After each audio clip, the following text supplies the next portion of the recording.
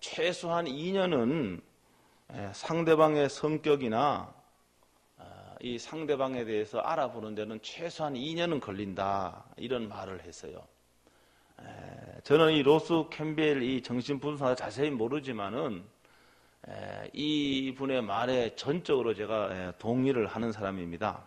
제가 경험적으로 보니까요, 우리가 사람들을 알아가는 데는요, 사실 거의 한 매일 정도 만나고 2년 동안 교제를 해야 그 사람에 대해서 어느 정도 알 수 있다고 저는 경험적으로 생각해 왔기 때문에 동의를 합니다. 그리고 결혼을 하는 데 있어서도 마찬가지인 것 같아요. 결혼을 하는 데 있어서도 적어도 한 2년 정도는 서로를 알아가는 시간이 필요합니다. 그리고 그 후에 결혼해야 맞을 것 같은데 아마 현실은 그러지 않는 것 같습니다. 첫눈에 반해 콩깍지가 씌면 객관적으로 보지 못합니다. 상대의 허상을 보고 결혼을 하게 됩니다. 그래서 첫눈에 반해서 결혼했다, 그래도 행복하게 살았다, 이런 이야기는요, 소설 속에서만 있는 것이지 오히려 첫눈에 반해서 결혼한 사람들의 부부관계가 불행한 경우가 더 많이 있습니다. 제가 지난주에도 설교를 하고 난 다음에 여러 가지 이야기를 제가 많이 들었어요. 너무나 자주 들어서 이제는 저희 아내가 처음 저를 봤을 적에 첫눈에 너무너무 마음에 안 들었다는 거예요. 지난주에 또 그 이야기를 하더라고요. 지겹도록 그 이야기를 듣는데 그 말 속에는 무슨 말이 있는가 하면은 첫눈에는 아주 마음에 안 들었지만은 지금은 너무 존경한다. 저는 그렇게 이해를 합니다. 그러니까 이 첫눈에요, 딱 콩깍지가 씌어서 결혼하는 경우는요, 사실은 그렇지 않은 경우보다가 더 불행한 경우가 상당히 많이 있습니다. 결혼 전에 좋게 보였던 것도요, 결혼 후에는 단점이 될 수가 있고요, 결혼 전에는 그게 단점으로 보였는데 가정생활하고 부부생활하는 데는 그게 장점이 될 수가 있습니다. 그러니까요, 우리가요, 사람을 한두 번 봐서 이렇게 판단하기가 쉽지가 않습니다. 가령요, 말이 별로 없는 사람이 좀 이렇게 철썩거리는 남자보다는 좀 신뢰감도 가요. 듬직한 면이 있어요. 그런다 이런 사람은요, 또 너무 답답해서 말입니다. 이건 말도 안 하고 그렇게 되면은, 대화가 안 통하면은 그것도 이제 상당히 어렵게 됩니다. 그래서 어떤 성격 같은 경우는 양면이 다 있습니다. 한 성격에 양면이 다 있습니다. 그렇기 때문에 요는 말입니다. 자신이 내가 어떤 성격을 더 중요하게 생각하느냐, 어떤 부분을 더 중요하게 생각하느냐, 거기에 따라서 배우자를 선택해야 된다고 생각합니다. 믿음도 좋고요, 얼굴도 잘생겼고요, 돈도 있고요, 그 다음에 성격도 좋고요. 여러분, 이런 사람 저는 세상에 거의 없다고 봅니다. 혹 그런 사람이 있다고 해도 그런 사람을 배우자로 만나기란 그건 거의 어려워요. 그래서 이 완벽에 가까운 배우자를 찾고 기다리다가 자기도 늙어가는 겁니다. 늙어가는 거예요. 그러니까 결국은 이 남자나 여자는 다 부족한데 성경적인 원리에 의하면은 그런 원리예요. 성경적인 원리는 남편도 부족한 사람이고 아내도 똑같이 부족합니다. 그 상대의 부족함을 채워가는 것, 이게 부부입니다. 이게 성경적인 부부예요. 그렇기 때문에 내가 특별하게 어떤 부분들을 좋게 보고 중요하게 생각하고 이렇게 선택을 하고 결정하는 그것이 맞는 것 같습니다. 자, 이제 결혼을 했습니다. 결혼을 해서 부부가 되었어요. 부부가 되었는데 행복한 부부, 행복한 가정은 결혼식을 하면 저절로 찾아오는 것이 결코 아닙니다. 왜? 남자와 여자가 다르고요, 또 아내와 남편은 다 성격도 다르고 자라는 환경도 다르고 모든 것이 달라요. 다르기 때문에 이 부부 행복의 길은 아내와 남편이 함께 노력을 많이 해야 됩니다. 그 성경적인 원리에 따르면은 아내와 남편이 서로 함께 노력을 해야 됩니다. 지난주에 본문의 가르침을 따라서 제가 아내는 남편을 존경해야 된다, 이게 말씀을 드렸습니다. 여러분, 남편이기 때문에 남편을 존경을 하면은요, 존경한 만큼 사랑을 받게 됩니다. 그리고 부부 행복에 찾아오게 되는 겁니다. 오늘은 여기 말씀해 보면은 남편들이 아내에 대해서 어떻게 해야 되는지 오늘 이 본문은 말씀하고 있습니다. 그래서 하나님은요, 남편들에게 어떻게 하라고 하고 있는가 하면 긴 구절이지만 25절에 보면 남편들은 아내 사랑하기를 그리스도께도 교회를 사랑하시듯 사랑하라 이렇게 하셨고요. 그 다음에 또 뒤에 보면은 남편들은 자기 자신을 사랑하듯 아내를 사랑하라 이렇게 말했습니다. 결국 이 말씀은요, 두 구절은 같은 뜻의 다른 표현입니다. 그리스도 교회에서 교회를 사랑하는 그 사랑으로 아내를 사랑하라 이렇게 말했습니다. 예수님께서요, 교회를 사랑했습니다. 예수님께서 우리를 사랑하셨는데 이 사랑은요, 비이기적인 사랑이고 무조건적인 사랑이고 희생적인 사랑입니다. 예수님의 우리를 향한 사랑은 비이기적이고 무조건적이고 희생적인 사랑입니다. 고린도전서 13장이 그 유명한 사랑장인데 그 사랑장은 사랑의 특징에 대해서 말씀을 하고 있어요. 거기에 보면은 사랑을 많이 설명을 하고 특징을 많이 말하고 있지만은 거기에 보면 사랑은 자기의 유익을 구하지 아니하며 이렇게 했습니다. 여러분, 예수님께서요, 자신의 유익을 생각했다면은 결코 희생적인 사랑, 죽음의 십자가를 질 수가 없었습니다. 예수님께서는요, 자신의 안전만을 생각했다면은 결코 우리들을 위해 생명을 내놓을 수가 없었습니다. 예수님의 사랑은 무조건적인 사랑이에요. 이러한 사랑을 절대적인 사랑이라고 말할 수가 있습니다. 우리들이요, 하나님의 사랑을 받을 만한 조건이, 자격이 있기 때문에 하나님의 사랑을 받은 것이 아닙니다. 그러니까 남편들도 아내를 향해 이와 같은 사랑을 해야 된다. 예수님께서 교회를 사랑하시고 우리를 사랑하셨던 이러한 사랑으로 아내를 사랑해야 된다라고 성경은 말씀하고 있습니다. 오늘은 제가 물어보지 않겠어요. 그렇게 사랑하는 분이 손들어 보라 제가 물어보지 않겠어요. 마음으로 여러분 한번 생각해 보세요. 나는 이 하나님 말씀같이 정말로 예수님이 우리를 사랑하신 것과 같이 생명을 던지는, 목숨을 아까워하지 않는 그러한 사랑을 아내에게 하고 있는가? 그걸 한번 물어보시기를 바랍니다. 아내를 향한 남편의 사랑은요, 무조건적인 사랑이에요. 그렇죠? 예수님의 사랑이니까 이 무조건적인 사랑입니다. 그래서 말입니다, 아내가 나이가 들어가면서 뱃살이 손에 잡혀도 그 말입니다, 타박하지 말고 뭐 해야 됩니까? 사랑해야 되는 거예요. 이게 성경적인 원리가 그런 겁니다. 아내의 얼굴에 잔주름이 늘어가도 여러분 주름까지도 어떻게 해야 됩니까? 그 사랑해야 되는 거예요. 왜? 무조건적인 사랑이니까.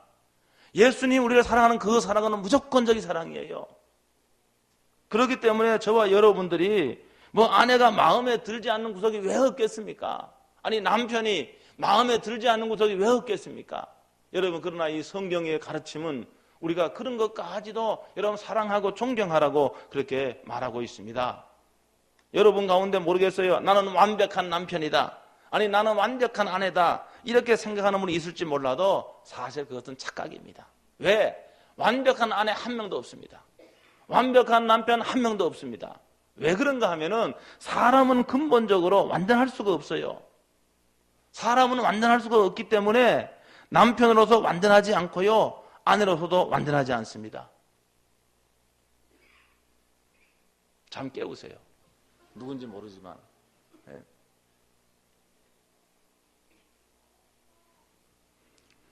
제가 설교를 준비하면서요, 야, 우리 교회 이 부부 간의 그런 어떤 그 사랑의 정도, 대체적으로 제가 볼 적에는 우리 교회는요, 아마 다른 교회보다는 이 부부 간의 사랑 지수가 꽤 높은 것이다. 저는 그렇게 생각을 합니다. 그런데 부부 간의 문제는요, 아무도 모른다 그러잖아요. 아무도 몰라요. 두 사람은 아는 겁니다. 아무도 모른다 그래요. 남편들은요, 하나님의 말씀에 순종해서 아내를 목숨처럼 사랑해야 되겠다, 이런 결심을 할 수 있게 되길 주의 이름으로 축복합니다. 왜? 이게 하나님 말씀이기 때문에 하나님 말씀이기 때문에 여러분 내가 혹 목숨처럼 사랑하지 못해도 하나님 말씀에 즉각적으로 하나님 제가 한번 해보겠습니다. 제가 이렇게 아내를 정말로 목숨처럼 예수님이 교회를 사랑하던 이런 사랑을 제가 해보겠습니다. 이렇게 여러분 결정하고 결단하는 것이 이게 믿는 자세의 반응입니다. 믿는 자들의 반응이에요. 그 다음에요, 사람들은요 자신의 몸에 필요하는 것을 공급하기 마련입니다. 여러분 갈증이 나면 뭘 마십니까? 물을 마시게 됩니다. 여러분 배가 고프면은요 밥을 먹게 되고요. 요사이는 또 자신의 몸들을 얼마나 많이 가꿉니까? 이와 같이 남편들은 자신의 몸의 필요를 공급하는 것과 같이 아내의 어떤 요구도 채워주라고 이 성경은 말하고 있습니다. 왜 그렇습니까? 왜 아내의 필요를 채워주라고 합니까? 왜 제 몸을 돌보듯이 아내를 돌보라고 합니까? 그건 왜 그런가 하면은 아내와 남편은 한 몸이기 때문에 그런 거예요. 이게 원리적으로 하면은 아내와 남편은 한 몸이 된 겁니다. 그렇기 때문에 남편이 자기의 몸을 아끼고 자기의 몸을 보호하듯이 아내에게도 그렇게 해야 됩니다. 이렇게 하는 것이 성경적인 그런 사랑이라고 하는 사실을 믿으시길 주의 이름으로 축원합니다. 그럼 여는 구체적으로 어떻게 사랑하느냐가 중요합니다. 남편이 아내를 어떻게 사랑하느냐가 중요해요. 어떤 사람들은요 사랑하는 방법을 몰라요. 사랑하는 방법을 몰라갖고 사랑에 실패합니다. 여러분 사랑은요 사실 학습을 하는 겁니다. 사랑은 학습을 하는 겁니다. 학습을 하는 것이지만은 이 사랑은요 자동차 운전을 배우는 것과 같이 여러분 그렇게 배울 수 있는 게 아닙니다. 자전거 타는 것을 배우는 것 같이 그렇게 배우는 것이 사랑이 아니란 말입니다. 부부간의 사랑은요 함께 있어야 됩니다. 함께 어떤 일을 함으로써 부부간의 사랑을 배워갈 수가 있습니다. 그런 이유 때문에요 부부는요 떨어져 있으면 안 됩니다. 떨어져 있으면 문제가 생기게 됩니다. 그래서 부부가 취미 생활을 함께 하든 아니면 소소한 일이라 할지라도 그 일을 함께 함으로 사랑이 증진이 되고 사랑이 깊어지는 겁니다. 세상에 사랑을 교육하는 그런 그 학교가 있으면 좋은데 사랑을 학습하고 교육한 학교는 없습니다. 그래서 많은 사람들이 뭐 하는가 하면은 왜곡된 사랑을 진짜 사랑으로 알고 결혼을 합니다. 그런데 그 결혼을 하지만 곧 헤어지는 경우가 수도 없이 많이 있다는 말입니다. 남편은요 정말로 자기가 배우자를 사랑한다고 하는데 배우자를 사랑한다고 하는데 이 아내가 남편이 나를 사랑한다고 느끼지도 않고 그렇게 생각하지도 않는다고 한다면은 얼마나 속이 답답하고 속이 상하겠습니까? 뭐 그 베스트셀러니까 여러분 가운데 읽어보신 분도 있을 거예요. 제리 호프먼의 5가지 사랑의 언어라고 하는 그런 책 여러분 많이 읽어보셨을 겁니다. 여러분 이 책에는요 사랑의 표현을 5가지 언어로 설명을 합니다. 사람마다요 자신이 사랑을 받고 있다고 생각할 때가 다르다는 말입니다. 어떤 사람은요 배우자가요 자신을 인정을 해줄 적에 야 내가 사랑을 받고 있구나 그렇게 생각을 한다는 거예요. 실제로 그렇습니다. 배우자가요 아내를 칭찬해 줄 적에 자신을 인정해 줄 적에 아 내가 남편으로부터 내가 사랑을 받고 있구나 그렇게 생각하고요. 또 어떤 사람은요 배우자가 자신과 함께 있어 줄 적에 자신을 홀로 두지 않고 자신과 함께 있어 줄 적에 야 배우자가 나를 사랑하는구나 그런 사랑을 느끼고 그렇게 합니다. 또 어떤 사람은요 배우자로부터 선물을 받았을 적에 아 남편이 나를 사랑하는구나 이걸 느끼고요. 사람마다 다 달라요. 또 어떤 사람은요 배우자가 자신의 일을 분담을 해줄 적에 설거지도 해주고요 집안 청소도 해주고요 이렇게 자기가 할 일을 대신 분담을 해줄 적에 아 남편이 나를 사랑하는구나 아내가 나를 사랑하는구나 이렇게 생각을 하고요. 그 다음에 5번째로 너는 이제 뭔가 육체적인 접촉 터치해 주는 거 만져주고 안아주고 이렇게 할 적에 아 내가 배우자로부터 사랑을 받고 있구나 이렇게 생각을 합니다. 그렇기 때문에요 자기 방식대로 사랑하려고 하지 말고 배우자가 느끼고 배우자가 생각하는 그러한 방법으로 사랑할 것을 이 책은 말해주고 있습니다. 가령 아내가 남편으로부터요 인정받는 말을 들을 적에 사랑을 느낀다고 있다고 생각을 한다고 한다면 남편은 아내를 인정하는 말을 자주 해야 됩니다.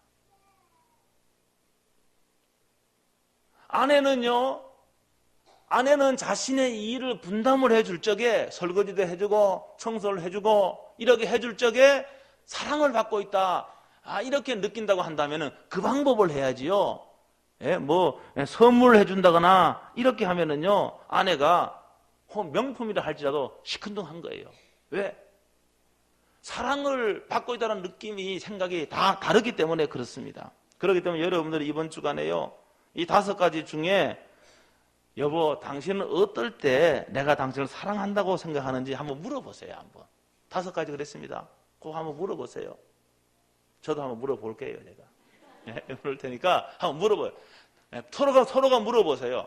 당신은 내가 어떻게 할 적에 정말로 사랑을 받고 있다고 느끼는지를 한번 물어보라니까요.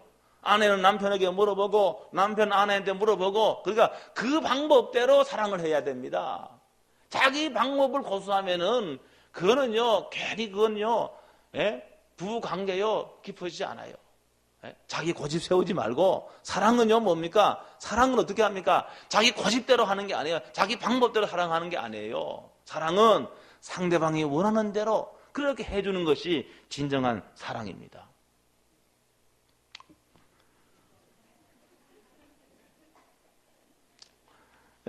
어느 남편이 쓴 글인데, 제가 지난주에는 어느 아내가 쓴 글을 제가 소개를 해드렸는데, 오늘은요 어느 남편이 쓴 글인데요, 이거는 더 공감이 가는 글이에요. 그래서 제가 여러분에게 한번 소개하도록 하겠습니다. 남편이 이제 쓴 일기예요. 남편이 쓴 일기입니다. 저만치서 허름한 바지를 입고 엉덩이를 들썩이며 방걸레질을 하는 아내. 여보, 점심 먹고 나서 베란다 청소 좀 같이 하자. 나 점심 약속 있어.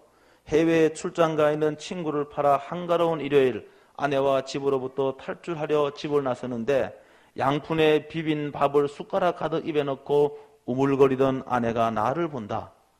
거의 다 된 바지와 티를 입고 한쪽 다리를 식탁 위에 올려놓은 모양이 영락없이 내가 제일 싫어하는 아줌마 폼새다. 언제 들어올 거야? 나가봐야 알지. 시무룩해 하는 아내를 뒤로 하고 밖으로 나가서 친구들을 끌어모아 술을 마셨다. 밤 12시가 될 때까지 그렇게 노는 동안 아내에게 몇 번의 전화가 왔다. 받지 않고 버티다가 마침내는 배터리를 빼버렸다. 그리고 새벽 1시쯤 난 조심조심 문을 열고 들어왔다. 아내가 소파에 웅크리고 누워 있었다. 자나보다 생각하고 조용히 욕실로 향하는데 힘없는 아내의 목소리가 들렸다. 어디 갔다 이제 와? 친구들이랑 술 한잔. 어디 아파? 낮에 비빔밥 먹은 게 얹혀 약 좀 사오라고 전화했는데 배터리가 떨어졌어. 손 이리 내봐. 여러 번 혼자 땄는지 아내의 손끝은 상처투성이었다. 이거 왜 이래? 당신이 손 땄어? 너무 답답했어. 이 사람아, 병원을 갔어야지. 왜 이렇게 미련하냐? 나도 모르게 소리를 버럭 질렀다. 여느 때 같으면 마누라한테 미련하냐는 말이 뭐냐며 대들만도 한데 아내는 그럴 힘도 없는 모양이었다. 그냥 엎드린 채 가쁜 숨을 몰아쉬기만 했다. 난 갑자기 마음이 급해졌다. 아내를 업고 병원으로 뛰기 시작했다. 하지만 아내는 응급실 진료비가 아깝다며 이제 말짱해졌다고 애써 웃어 보이며 검사 받으라는 내 권유를 물리치고 병원을 나갔다. 다음 날 출근하는데 아내가 이번 추석 때 친정부터 가고 싶다는 말을 꺼냈다. 노발을 대발하실 어머니 얘기를 꺼내며 안 된다고 했더니 30년 동안은 그만큼 이기적으로 부려먹었으면 됐잖아. 그럼 당신은 당신 집 가. 난 우리 집으로 갈 테니까. 큰 소리 친 대로 아내는 추석이 되자 짐을 몽땅 싸서 친정으로 가버렸다. 나 혼자 고향집으로 내려가자 어머니는 세상 천지에 며느리가 이런 법은 없다고 호통을 쳤다. 결혼하고 처음 아내가 없는 명절을 보냈다. 집으로 돌아오자 아내는 태연하게 책을 보고 있었다. 여유롭게 클래식 음악까지 틀어놓고 말이다. 당신 지금 제정신이야? 여보, 만약 내가 지금 없어져도 당신도 애들도 어머니도 사는데 아무 지장 없을 거야. 나 명절 때 친정에 가 있었던 거 아니야. 병원에 입원해서 정밀 검사 받았어. 당신이 한번 전화만 해봐서도 금방 알 수 있었을 거야. 당신 그렇게 해주기를 바랐어. 아내의 병은 가벼운 위험이 아니었던 것이다. 난 의사의 입을 멍하게 바라보았다. 의사가 하는 말입니다. 저 사람이 지금 뭐라고 말하고 있는 건가? 아내가 위암이라고? 전이 될 대로 전이가 돼서 더 이상 손을 쓸 수가 없다고? 3개월 정도 시간밖에 없다고? 지금 그렇게 말하고 있지 않는가? 아내와 함께 병원을 나왔다. 유난히 가을 햇살이 눈부시게 맑았다. 집까지 오는 동안 서로에게 한마디도 할 수가 없었다. 엘리베이터에 탄 아내를 보며 앞으로 나 혼자 이 엘리베이터를 타고 집에 돌아가야 한다면 어떨까를 생각했다. 문을 열었을 때 펑퍼짐한 바지를 입은 아내가 없다면, 방걸레질을 하는 아내가 없다면, 양푼에 밥을 비벼먹는 아내가 없다면, 술 좀 그만 마시라고 잔소리해준 아내가 없다면 나는 어떻게 해야 할까? 아내는 함께 아이들을 보러 가자고 했다. 아이들에게도 아무 말도 말아달라는 부탁과 함께. 서울에서 공부하고 있는 아이들은 갑자기 찾아온 부모가 그리 반갑지만은 않은 모양이었다. 하지만 아내는 살가워하지도 않은 아이들의 손을 잡고 공부에 관해 건강에 관해 수없이 해온 말들을 되풀이하고 있었다. 아이들의 표정에 짜증이 가득한데도 아내는 그런 아이들의 얼굴을 사랑스럽게 바라보고만 있다.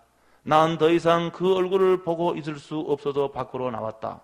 여보, 집에 내려가기 전에 어디에 코스모스가 많이 펴있는데 들렸다 갈까? 코스모스?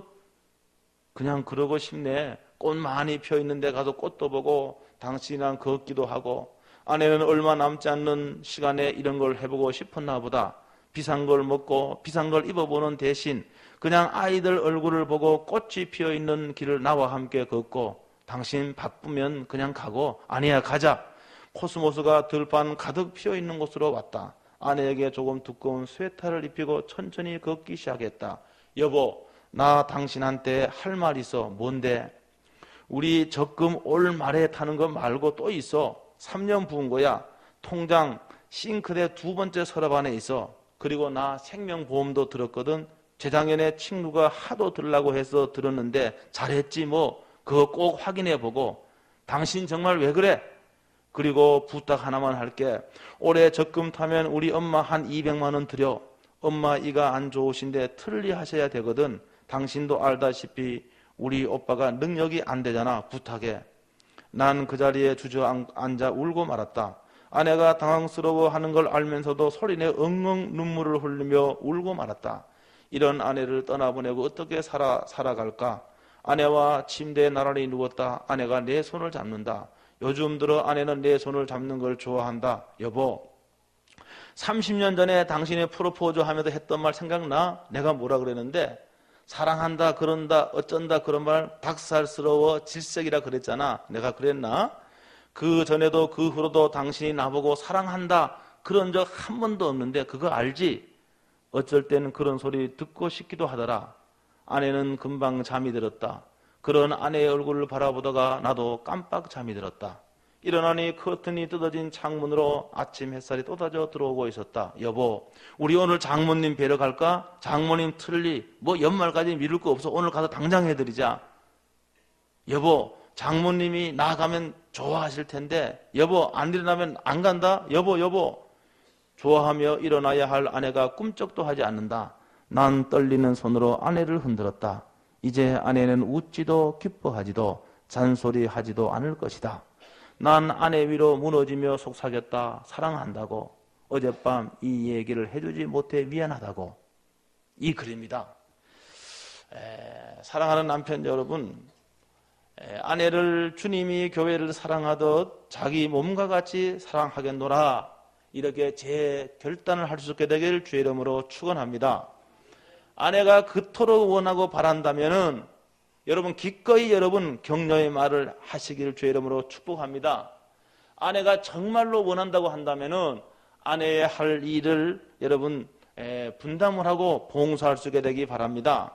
아내가 이 선물 그렇게 좋아한다면은 저도 선물 사준다 그랬어요.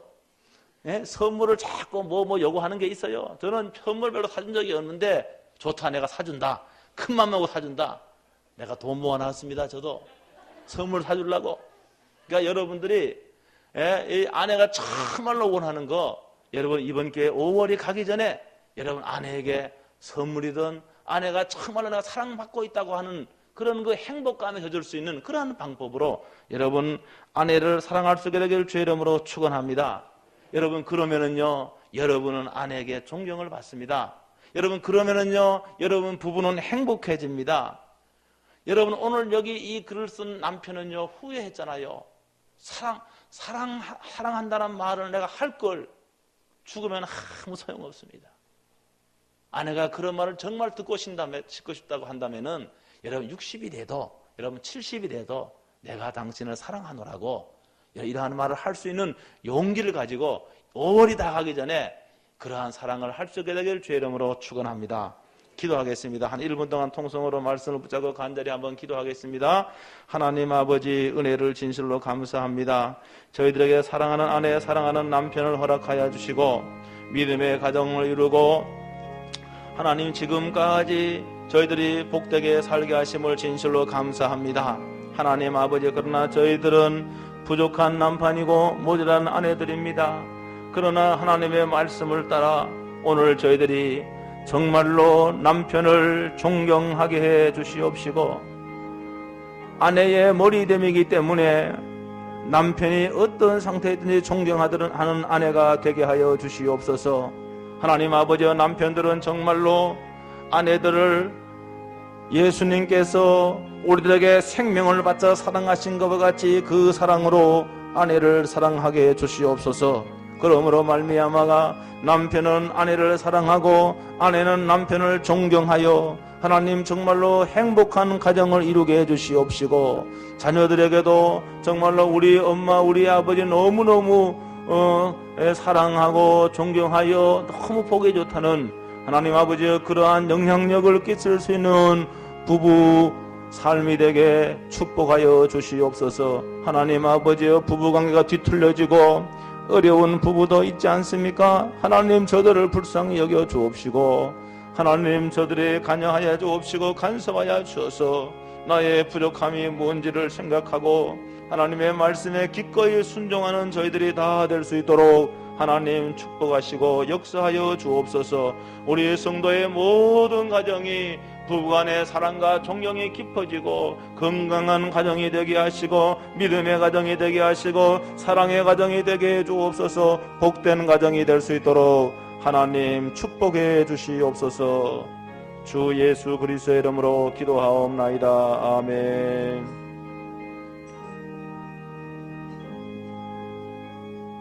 하나님 아버지, 하나님의 뜻 가운데서 아내와 남편으로 부부가 되게